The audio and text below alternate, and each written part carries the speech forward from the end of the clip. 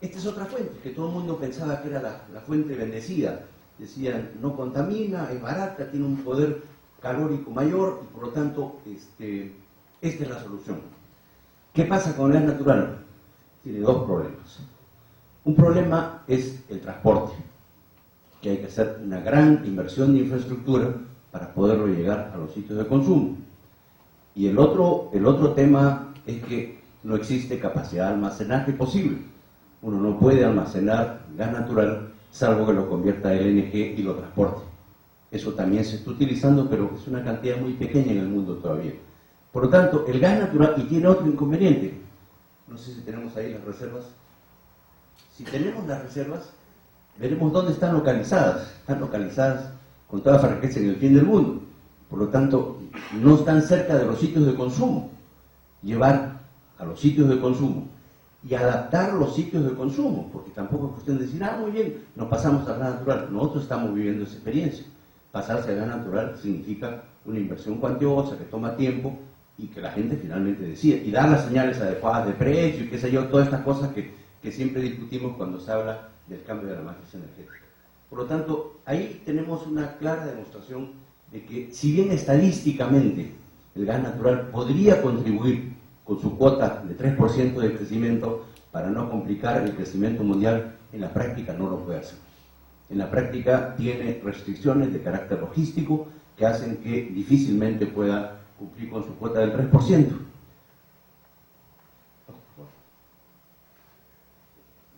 Ahí tenemos los principales productores de gas natural y por lo tanto la producción mundial no va a dar saltos. No va a dar saltos porque básicamente esta es una producción que está dedicada de quién tiene el recurso, para quién lo compra, y entre esos o se hace un ducto o se hace un cerrojo con barcos metaneros para transportarlo. Entonces estas vinculaciones no son del todo fáciles. Pasamos al siguiente, por favor. Y tenemos los consumos que básicamente se puede ver son consumos vía gaseoducto. No hay en este momento todavía una gran movilización de gas natural en LNG, que sería la forma, ¿sabe? Es una cosa muy simple.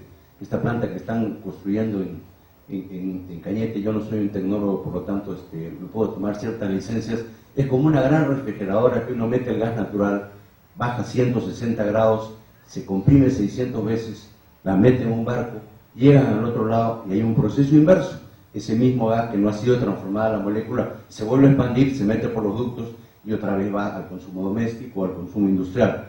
Bueno, ese tipo de situación todavía es muy limitada. Y en este momento, como todas saben ustedes, el LNG todavía no se ha convertido en un commodity que tenga cotización internacional todos los días. Hay una referencia al Henry Hub, pero no tenemos una cotización porque no existe la disponibilidad diaria. Yo quiero comprar gas, ¿quién me vende gas? Así como le pueden vender a uno diésel, residual o gasoturbo, en este caso no es. Pero sí tomemos nota que es una fuente de la cual nosotros tenemos abundante recurso y que sí puede hacer una contribución. No sé si tenemos algo más. Entonces, al final, simplemente quiero cerrar esta parte diciéndole, hemos entrado a la era de la escasez, y así se llama el trabajo de Martínez Mosquera, la era de la escasez. No hay posibilidad que ninguna fuente, salvo cambios institucionales, la energía atómica, en esto no quiero hablar más de la cuenta porque no sé mucho de energía atómica, no sé nada de energía atómica. La energía nuclear puede hacer una contribución de más del 3% y tiene además otros componentes interesantes. Es energía limpia y es energía económica. Es una energía barata comparativamente con los demás. Requiere un nivel tecnológico muy avanzado y, lógicamente, decisiones políticas muy difíciles de conseguir. Que el país acepte, que el país, como conjunto, tome esa ruta. Y la otra es el carbón, que existe en todo el mundo. No he querido dar más información de la necesaria. Y de carbón sí podríamos crecer. No sé si mucho más del 3%, pero su cuota la pone el carbón. En la China, en este momento, se inaugura cada 15 días una planta térmica a carbón. Y esa es la única forma que tienen de poder mantener ese ritmo de crecimiento. Y lo están haciendo, espero yo, con un cuidado ambiental mayor del que se ha tenido antes. En este momento existen procesos que hacen que, digamos, el daño ambiental pueda ser mucho menor del que solía ser en el pasado. Pero esta es una tecnología que, teniendo las posibilidades de crecer, tiene ese tipo de restricciones. No existe equilibrio entre oferta y demanda. Hay un tratadista americano que dice: la demanda es demasiado joven y la oferta es demasiado vieja. Y yo creo que eso realmente nos define el mercado de los energéticos. Los países están creciendo a unas tasas muy altas y los tradicionales productores de energía no están en capacidad de satisfacer esa demanda con tan corto periodo. Y finalmente, los precios de los energéticos, como decía al comienzo, crecerán inexorablemente. Por eso es que a veces, cuando hay estas discusiones que tienen que ver con el día a día, de que si la tarifa subió demasiado, a veces se pierde el contexto. El contexto es que la energía va a costar más y que lo que tenemos que preocuparnos es por la sostenibilidad energética más que por una supuesta competitividad que nos da una energía barata. Yo creo que ese es un poco el tema que quería plantear. Y el otro es que ninguna fuente puede satisfacer las deficiencias de las tradicionales. Y cuando veamos el capítulo relativo a las energías renovables en el Perú, nos daremos cuenta de las limitaciones y las dificultades, a pesar del gran entusiasmo que creo que tienen muchas personas mucho más entendidas que yo sobre cada una de estas tecnologías. Pasamos a ver el tema de la matriz energética. Como respuesta a la pregunta, ¿se puede cambiar? Sí, se puede cambiar. Y no solamente se puede cambiar, sino ya se comenzó a cambiar.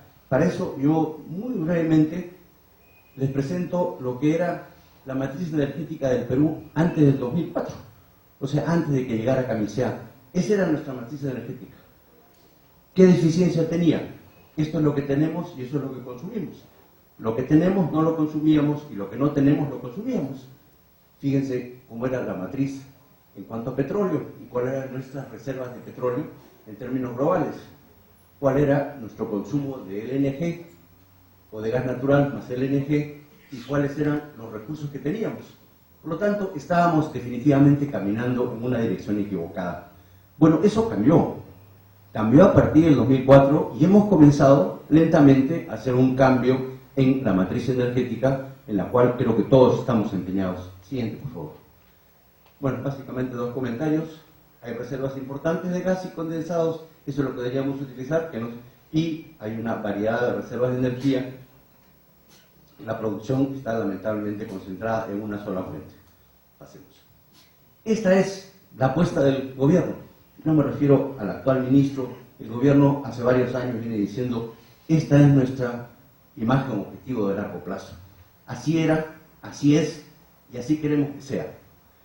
Ese así queremos que sea, hay que analizarlo bien, porque la verdad es que sería extraordinario que pudiéramos desarrollar un país que tiene 30% de su matriz energética apoyada en energías renovables. O sea, nadie podía estar en contra de eso, pero lo que tenemos que, creo que, clarificar es cómo llegamos a ese 30%. Porque no es cuestión de reclamarlo y mandar artículos a los periódicos y decir: hay que hacer un planeamiento, hay que evolucionar hacia eso. Y les voy a contar una anécdota, una experiencia personal. Con el presidente Toledo viajamos una vez a Brasil y reunieron a los ministros por pares media hora antes del almuerzo para que cada uno conversara con su par. A mí me tocó la ministra brasilera de Energía, en ese momento Dilma Rousseff, que en este momento es la jefa de gabinete, es una especie de primer ministro y es candidata a la presidencia, como ustedes saben, la candidata del partido del presidente Lula. Y yo no traía agenda ni nada, ¿no? Entonces lo único que me voy a preguntar es: ministra, ¿cómo podemos aprovechar la experiencia desarrollada por Brasil en etanol? Y me miró como diciendo: esta pregunta me la han hecho 1000 veces.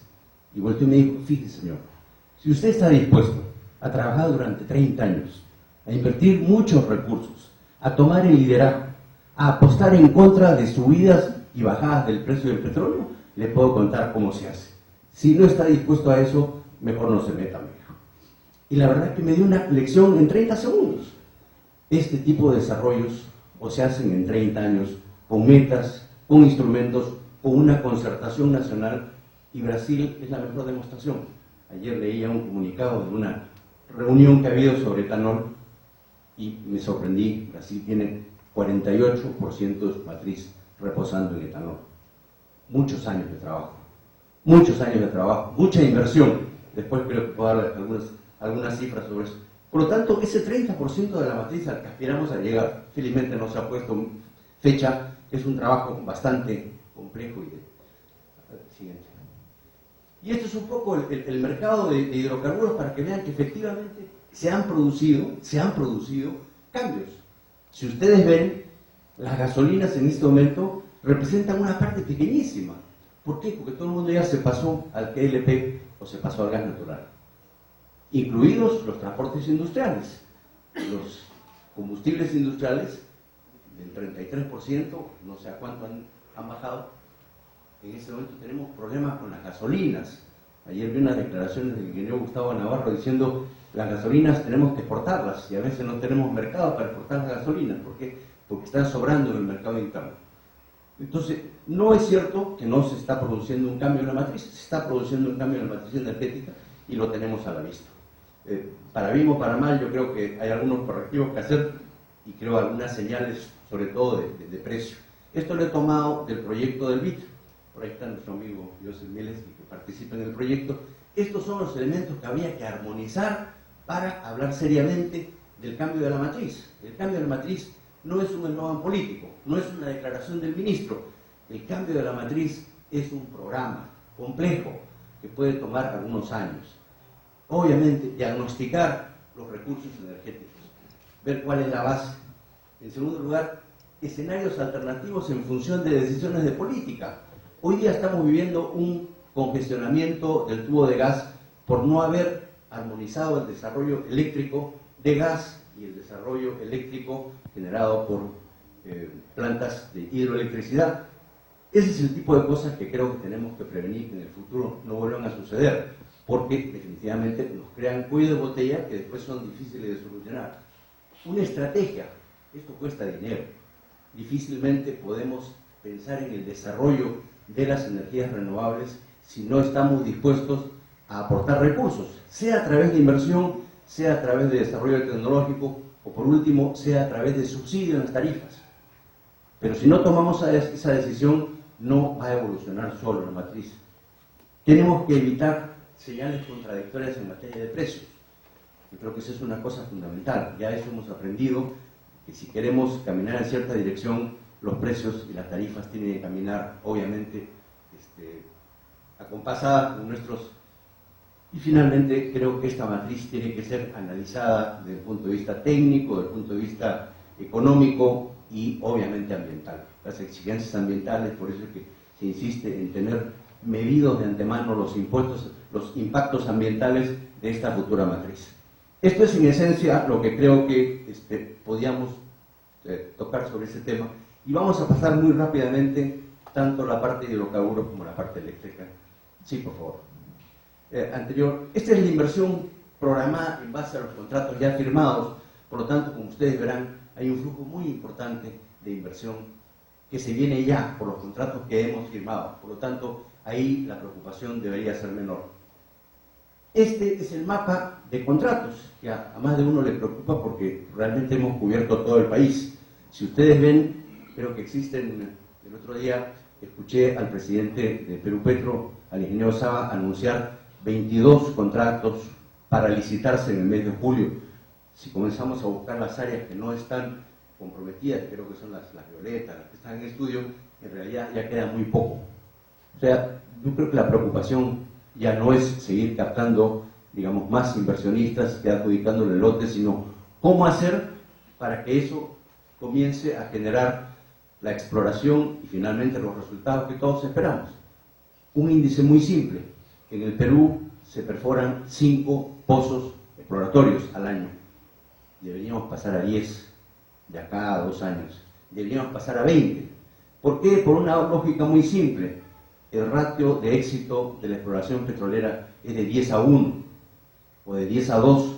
Por lo tanto, si apostamos 6 fichas solamente, ya sabemos cuál es la probabilidad de ganar. si apostamos 10 fichas, estamos mejor, y si apostamos 20 fichas, y felizmente con plata ajena. En este caso son inversionistas que vienen, hacen su contrato.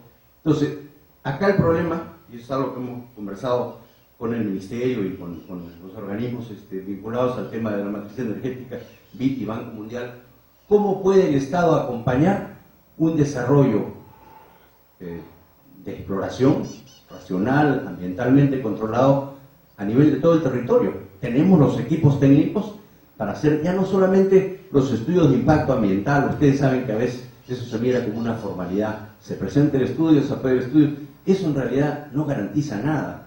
El tema es obviamente una presencia mucho más comprometida de los exploradores en la zona, un análisis de la problemática y eventualmente un sinceramiento y una transparencia para decirles qué pueden esperar mientras no se tenga un éxito que permita, ya que hablemos de, bueno, cuánto para nosotros, porque mientras no se haga la perforación, creo que no hay sino expectativas. Hay zonas con cierta prospectividad, como dicen, pero una vez hecho el hueco, si no hay petróleo, no hay nada que repartir. Entonces, todo esto requiere pues una difusión muy grande de la lógica de esta industria, cómo opera, y lógicamente un trabajo armónico con las comunidades y los dirigentes de las comunidades. Esto no quiero ni comentarlo, pero es la historia moderna del petróleo y todas las inversiones que se han ido haciendo. Yo creo que es cierto que en los últimos años hemos tenido un flujo de inversión bastante grande en el país. Somos un país petrolero de tradición. Si ustedes leen el libro de Yergin, que se llama El precio, con el cual le dieron el premio Pulitzer, van a encontrar un capítulo donde habla del primer pozo que se hace en los Estados Unidos, y 3 páginas después habla del primer pozo que se hizo en el Perú, en Zorritos, que creo que ahí todavía queda el caballito de madera donde se hizo la perforación. O sea, tradición petrolera tenemos pues en la zona norte, pero milenaria. Lo que ha pasado en los últimos años es que hemos comenzado a cambiar la matriz, hemos comenzado a utilizar este nuevo recurso, el gas, para el cual no teníamos ni cultura ni una idea muy clara, y comenzamos un poco a vivir problemas de crecimiento, no problemas de escasez. Felizmente la matriz ha permitido crecer a las tasas que hemos crecido en los últimos años. Imagínense ustedes el país a partir del 1999 o del 2000 que se firmó el contrato, los siguientes 8 años sin camisea.